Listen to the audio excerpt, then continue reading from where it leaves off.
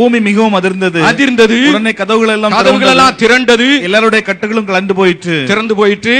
சிறைச்சாலைக்காரன் நித்திரை தெளிந்து சிறைச்சாலையின் கதவுகள் திறந்திருக்கிறதை கண்டு கட்டுண்டவர்கள் ஓடி போனார்கள் என்று எண்ணி பட்டயத்தை உருவி தன்னை கொலை செய்து கொள்ள போனான். யார் பிடிச்சு உள்ள போட்டானோ அந்த அவனுக்கே ஒரு தன்னை மாய்த்துக் கொள்வதற்காக முயற்சி செய்கிறான். எந்த ஆளு பிடிச்சி பவுலையும் சீலாவையும் அடித்து துன்புறுத்தி உள்ள போட்டானோ அவனுக்கே இப்பொழுது சிறைச்சாலை அஸ்திபாரங்களாம் அசைந்து கதவுகள் எல்லாம் திறந்து பவுலும் சீலாவும் ஓடி போயிட்டாங்கன்னு சொல்லி, ஒருவேளை ஓடி போயிட்டாங்கிற விஷயம் தெரிஞ்சதுன்னு சொன்னா ராஜா நம்மள தொலைச்சிருவாருன்னு சொல்லிட்டு அவன் தனக்கு தானே கேடு உண்டாக்க முயற்சி எடுத்த போது பவுல் சொல்றான், நான் இங்கதான் இருக்கும், ஒன்னும் பயப்படாத அப்படின்னு சொல்லி அவங்கள ஆறுதல் படுத்துறத பாக்குறோம். பழி வாங்குகிற எண்ணமாக இருக்குமானால், ஒருவேளை நமக்கு கெடுதி உண்டாக்குன இவனுக்கு இன்னைக்கு நிலைமை மாட்டிக்கிட்டு அப்படின்னு சொல்லி யோசித்திருந்தனா போய் அந்த முயற்சி எடுத்திருக்க முடியாது. சொல்றான், நாங்க இங்கதான் இருக்கோம்ப்பா, நான் ஒண்ணு தப்பி போல, உனக்கு ஜீவனுக்கு கேடு உண்டாகும்படிக்கு நாங்க நடக்கலன்னு சொல்லி வாய்ப்பு கிடந்த போதும் கூட அவனுக்கு வாய்ப்பு கிடைச்சி தன்னை தப்புவித்துக் கொள்வதற்கு ஒரு சந்தர்ப்பம் கிடைத்த போது கூட அவன் அதை பயன்படுத்தல.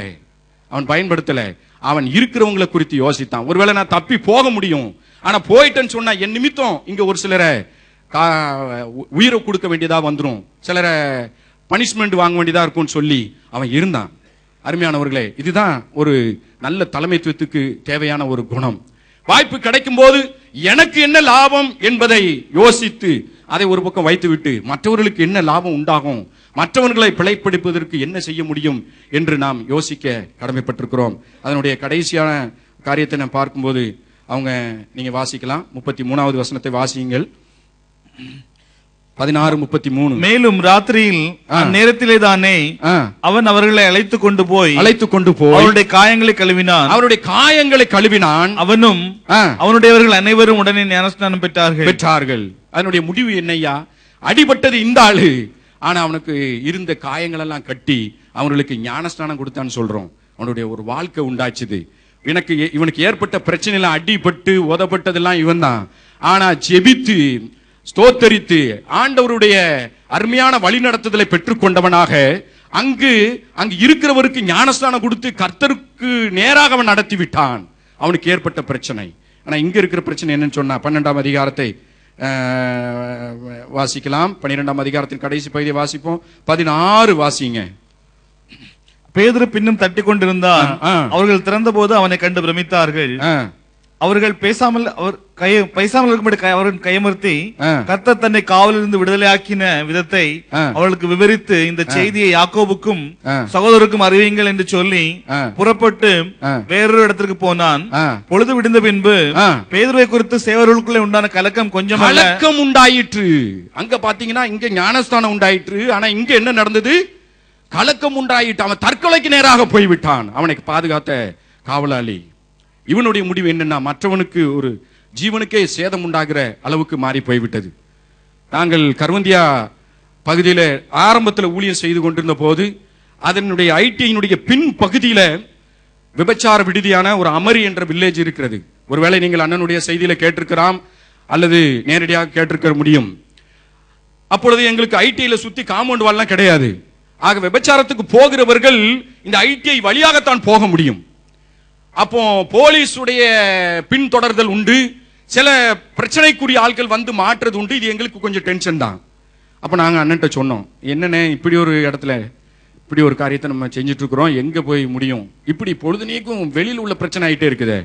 அப்ப அண்ணன் சொன்னாங்க, ஜெபம் பண்ணுங்க ஐயா, ஆரம்ப நாட்கள்ல இருந்து அந்த மக்களுக்காக ஊழியம் செஞ்சிருக்கு, நீங்க அந்த மக்களுக்காக ஏதாவது செஞ்சீங்களா அப்படின்னாங்க.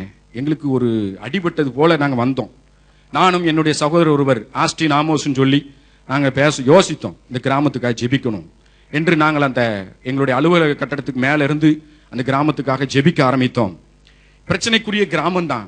சில வேலைகள் கொன்று எங்களுடைய ஐடிஐக்கு அந்த பக்கத்துல போட்டுருவாங்க. போலீஸ் வந்து எங்கள்கிட்ட உங்களுக்கு பிரச்சனை இருக்காது, வேற யாராவது உள்ள வந்தாங்களான்னு சொல்லி கேட்டு இப்படியெல்லாம் நாங்கள் டென்ஷனான நாட்கள் உண்டு. இப்படி ஒரு பிரச்சனை உள்ள இடத்துல முதலாவது ஒரு சின்ன சண்டே ஸ்கூல் ஆரம்பித்தோம். 10 பிள்ளைகள் வர ஆரம்பித்தார்கள். அதோடு கூட ஒரு 20 பிள்ளைகள் வந்தார்கள். 50 பிள்ளைகள் ஆயிற்று, 100 பிள்ளைகள் ஆயிற்று, 200 பிள்ளைகள் ஆயிற்று. அல்லேலூயா சொல்லுங்க. ஹலோ. இந்த 200 பிள்ளைகளுக்கு நாங்கள் சண்டே ஸ்கூலை ஆரம்பித்த போது எனக்குள்ள ஒரு பாரம். அந்த சகோதரர் நடத்துறவர் அவர் தான் பொறுப்பா நடத்தி கொண்டிருந்தார். அப்ப அவர் சொன்னார், அண்ணே நம்ம பெரியண்ணன் பேசி இதுக்கு ஒரு ஹோம் ஆரம்பிக்கலாமே என்று சொன்னார். சரி நான் பேசுறேன்னு சொல்லிட்டு அண்ணன் பேசினேன். அண்ணே இந்த மாதிரி இந்த சண்டே ஸ்கூல் நல்லபடியா நடக்குது, அவர் பீப்புள் இந்த இந்த விபச்சார விடுதியில் உள்ள பிள்ளைகள் அப்படின்னு. அப்போ அண்ணன் அதை அழகா ஒரு விளக்கம் சொன்னாங்க. அதை சொல்றதுக்கு எனக்கு நேரம் இல்லை. உடனே சொன்னாங்க, சரி அதுல ஒரு ஹோம் ஆரம்பிக்க முயற்சி பண்ணலாம், ஜெபம் பண்ணுங்கன்னாங்க. குறுகிய காலத்துக்குள்ளாகவே ஒரு தேவ மனுஷன் வந்தார். அவர் மூலமா அந்த ஹோம் ஆரம்பிக்கப்பட்டது. 68 பிள்ளைகளுக்கு முதல் முறையாக நாங்கள் அவர்களை தனியாக பிரித்து ஹோமை ஆரம்பித்தோம். அதனுடைய தொடர்ச்சி 100 பிள்ளைகளாகி மாறி 150 பிள்ளைகளாக மாறிற்று. 150 பிள்ளைகளை நாங்கள் உற்சாகப்படுத்தி ஜெபிக்க தூண்டினோம். ஜெபிக்க தூண்டின போது அவர்களுக்கு நாங்கள் சொன்னது, ஏன்னா ரெகுலர் கஸ்டமர்ஸ் எல்லாம் வர்ற டைம் 6 to 8 சாயங்கால நேரம் வாலிபர்கள் வருவாங்க, மோட்டார் சைக்கிள் அங்க விட்டுட்டு உள்ள போவாங்க. நாங்க இதெல்லாம் பார்த்துட்டு இந்த பிள்ளைகள்ட்ட சொன்னது, நீ 6 மணிலிருந்து 7 மணி வரைக்கும் உங்க வீட்டுல முழங்கால நின்று ஜெபம் பண்ணணும். இது முதல்ல டீச் பண்ணோம். பிள்ளைகள் எல்லாம் 5 மணிக்கு எங்க சென்டர் விட்டுட்டு போயிருவாங்க. அவங்களுக்கு ஸ்நாக்ஸ் டீ எல்லாம் கொடுப்போம், போயிருவாங்க. வீட்டுல போய் கொஞ்ச நேரம் விளையாண்டு ஒரு 6 மணிக்கெல்லாம் முழங்கால் பட ஆரம்பிச்சிருவாங்க. எவனாவது கஸ்டமர் வீட்டுக்குள்ள இருந்தானா, நீ வெளியே போ, என் பிள்ளை ஜெபம் பண்றான் பிறகு வா அப்படின்னு சொல்லி வெளியே விரட்டி விட்டுருவாங்க. அந்த வீட்டுக்குள்ள ஜெப சத்தம் வந்த உடனே வீட்டுல இருக்கிற வெளியே வந்துருவாங்க, பயந்து போய் என் பிள்ளை ஜெபம் பண்ணிட்டு இருக்கான்னு சொல்லி. இப்படி அந்த கிராமத்தை தொட முடிஞ்சது. எங்களுக்குள்ள கர்த்தர் ஒரு பலத்தை கொடுத்தார். நாங்க அந்த பிள்ளைகளுக்கு நடத்தும் போது பிள்ளைகள் அபிஷேகிக்கப்பட்டார்கள், தரிசனத்தை காண்டார்கள், கண்ணீரோடு ஜெபித்தார்கள். காரியங்கள் மாற ஆரம்பித்தது. உடனே அதில் உள்ள ஒரு வாலிபன் ஜெபிக்க ஆரம்பித்தான். ஒரு பையன் அவன் பக்கத்தில் இருக்கிற விஸ்ராம்பூர் என்ற கிராமத்தை நான் கண்டேன் என்று சொல்லி, அங்கிள் வாங்க அந்த கிராமத்துக்கு போவோம் என்று சொன்னான். இன்னொரு கிராமத்தை தொட்டோம். அதனுடைய விளைவு பக்கத்தில் இருக்கிற இன்னொரு கிராமத்தை தொட்டோம். இப்படியாக 4 கிராமங்களை தொட்டு இன்றைக்கு 300 பிள்ளைகளை, விபச்சாரத்தில் பிறந்த அப்பாவின் பிள்ளை தெரியாத எந்த நம்பிக்கையும் இல்லாத அந்த பிள்ளைகளுக்கு இன்றைக்கு அவர் பீப்புள் என்ற பெயரிலே ஊழியத்தை செய்கிறோம். காரியத்தை மாற்றி இருக்கிறோம். கரங்களை வைத்து அல்லேலூயா சொல்லுங்க. ஹல்லேலூயா. எப்படி பிரச்சனையாய் பார்த்தோமோ, ஆனா இன்றைக்கு 60 பேர் அந்த அமரி என்கிற வில்லேஜில் இருந்து மட்டும் பைபிள் ஸ்டடி அட்டன் பண்ணுகிறார்கள். முதியவர்கள் இருந்து வாலிபர்கள் இருந்து அநேகர் அட்டன் பண்றாங்க. அவங்க தொழில விட முடியலங்கிறது ஒரு பெரிய ஆதங்கமா இருந்தாலும் மனசு அளவுல ஆண்டவருக்கு ஒப்பு கொடுத்திருக்கிறாங்க. ஒரு நேரம் நாங்க அந்த கிராமத்துக்குள்ள போகும்போது ஜெம்ஸ்வாலா, அதாவது ஜெம்ஸ்காரான்னு சொல்லி கிண்டல் பண்ண காலம் போய் இப்போ பிரைஸ் லார்ட் பையாங்கிறாங்க. சோத்திரம், அதாவது பிரைஸ் லார்ட் அண்ணேன்னு சொல்லி அநேகருடைய வீட்டுல போய் உட்கார்ந்து அவர்களுக்கு ஆண்டவருடைய வார்த்தை சொல்லி ஜபிக்க நாங்க முயற்சி முடிகிறது. காரணம் என்னன்னு சொன்னா, எங்களுக்கு நேரா இருந்த பிரச்சனைய யோசித்தோம். அதனுடைய ஜெபத்தின் முடிவு, அதனுடைய கூட்டாக சேர்ந்து இணைந்து செயல்பட்டதுனால அதனுடைய முடிவு கிடைக்கிறதுல நமக்கு என்ன லாபம்ங்கிறத எண்ணாம மற்றவர்களுக்கு என்ன லாபமாக அமையும், இவர்களுக்கு என்ன லாபத்தை கொண்டு வர முடியும் என்று யோசித்த போது கர்த்தர் கிரியை நடப்பித்தார். அதனுடைய முடிவு இன்றைக்கு 300 பிள்ளைகள், விபச்சாரத்தில் பிறந்த பிள்ளைகள். அதிலேயும் 13 பிள்ளைகளுக்கு எய்ட்ஸ் இருந்தது.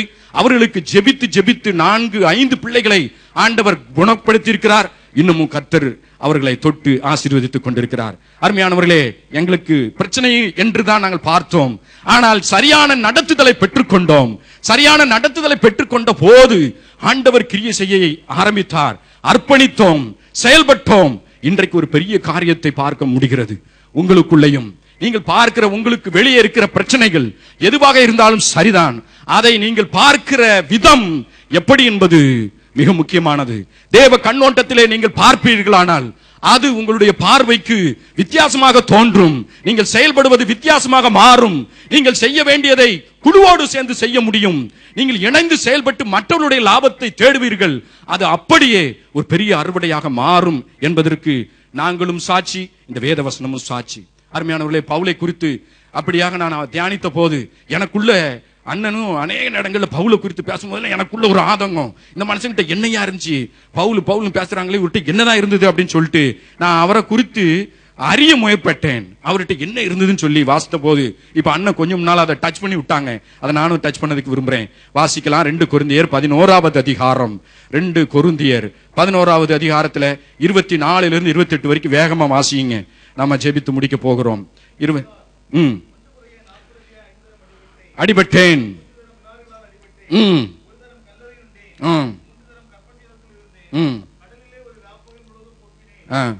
கடைசி வாசித்துருங்க பிரதர், அந்த கடைசி வசனத்தை 28வது வசனத்தை வாசித்துருங்க.